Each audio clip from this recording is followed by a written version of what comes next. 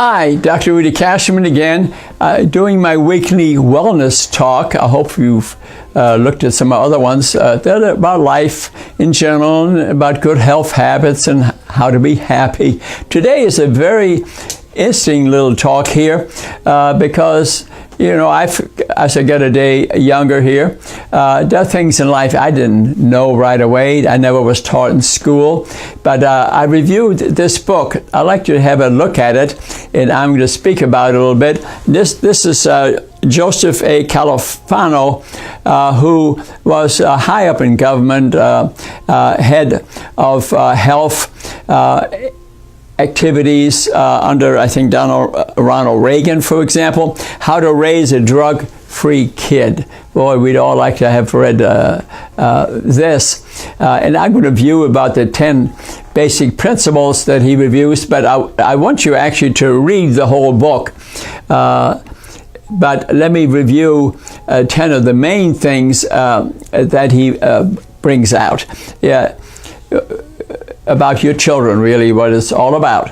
And how to be there, to get involved in your children's lives and activities. That's number one. You know, many of us, including myself, working day and night and not getting home at night to speak to the kids and find out what's going on in your lives. So that's a big one. Number two, says open the lines of communication and keep them wide open.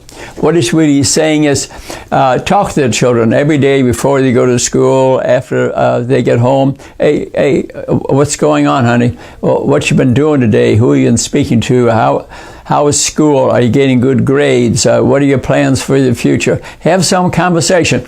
And don't be critical. Even negative things that they might say, you just listen and give some gentle advice. If you make a big deal of everything, they won't come to you with the truth anymore. And this is extremely important in advice I like to give you, even from my own experience. Number three, set a good example. Actions are more persuasive than words. I mean, obviously, if you're at home doing drugs or smoking, drinking alcohol, abusing the spouse or the grandparents or your neighbors or your pets, the kid's going to copy you. They're going to copy you. So you have to pay attention really to what you're doing and try to get rid of these habits, because if you're smoking, the kid will be smoking. If you're drinking, the kid has a high probability of drinking. Alcohol has the most influence over children than anything. 40% of the kids drink one time or another, and this is very important. Myself, for an example, I never did drink much, but I did keep alcohol in the house. I'm a German, and this sort of part of culture.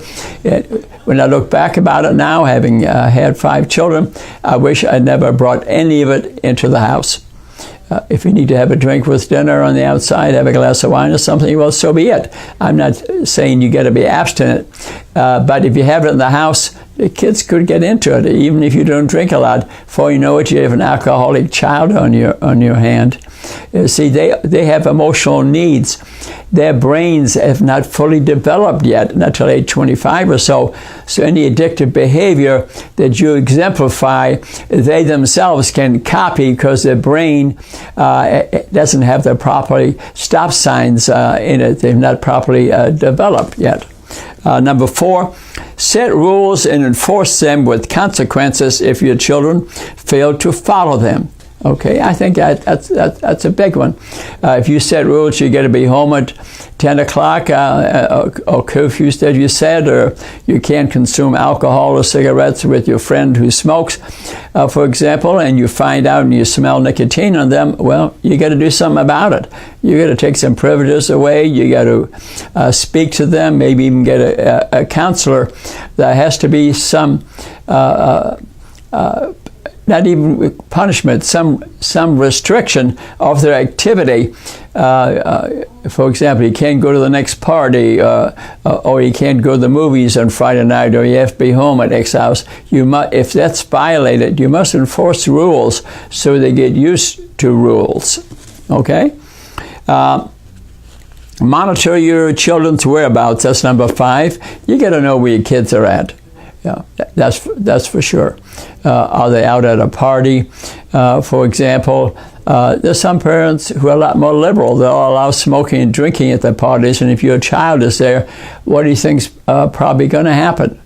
And this is advice that I really didn't know as a parent and kids growing up, but I think this is a good one to follow. Number 6, maintain family rituals such as eating dinner together. There's a big one. There were parts of my life, for example, where I totally insisted that we eat dinner together. Matter of fact, I know a doctor, and I really thought that was fantastic.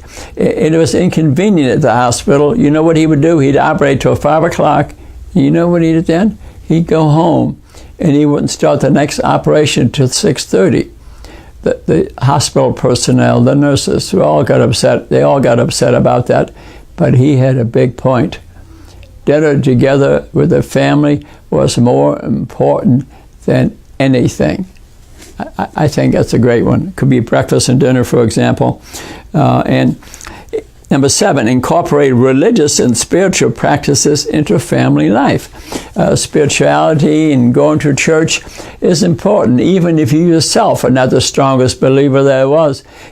People need that in their life. We need spirituality in our life to establish a pattern, to teach a morality. I think that's very important. If I can think back about at age 39, don't believe that, for the 42nd time, that spirituality is important. Doesn't matter, frankly, almost what church. Have them be open-minded, respect other religions, but get them out of bed, go to church or synagogue, whatever, prayer, whatever you follow, whatever faith that you do, have them follow those rules. I think it's very important. That's a wonderful thing you can do for the family, for spouses, and for your children, and for the community, okay? And get dad engaged and keep him engaged. You know, some dads are so busy, like I was myself, working day and night doing... Number 8 is get dad engaged. Well, what do I mean by that? Well, you know, play sports with the kids, play puzzles and games and cards with the children.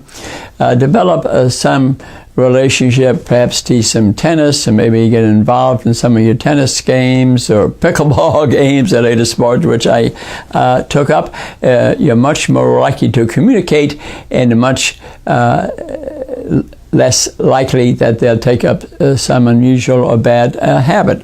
I think that's a good one. Number 9, engage the larger community. What we're saying is, if you can join your children in activities they're doing, say at their schools, go to the ball games, for example, where you meet a lot of other parents of your child's friends, socialize with them, maybe be a monitor at one of their dances, for example. Take the parents of some of your child's friends to dinner, or invite them over your house. If you enlarge this community, your child is much more likely to have good habits. Try to establish, for example, a non-smoking community, or a little drinking, very little alcohol consumption occurs. Your child will pick up the same habits. Number 10, lastly, get to know your kids' friends and their parents. Then you really know what your child is more likely doing. Are their friends smoking all the time, and you think your child's not smoking? You may be a dreamer, okay? Same with alcohol consumption. Are you sending your child to a home where everybody's drinking, or the parents are abusing each other, or things of this nature? So you got to get yourself involved in the kid's life. When you have children, frankly, your life has changed. And that needs to, I encourage people to be their main focus, and not just their job. I know that's hard to say. Having been a neurosurgeon, I know how focused I was. Unless you have a wife who can get the whole job done, which is very uncommon. You must participate if you plan to have normal children. It'll save you a lot of trouble down the line, and you'll have a much happier life and very healthy children, mentally, physically, socially. Thanks for watching this post, and follow us on the other posts we come up with.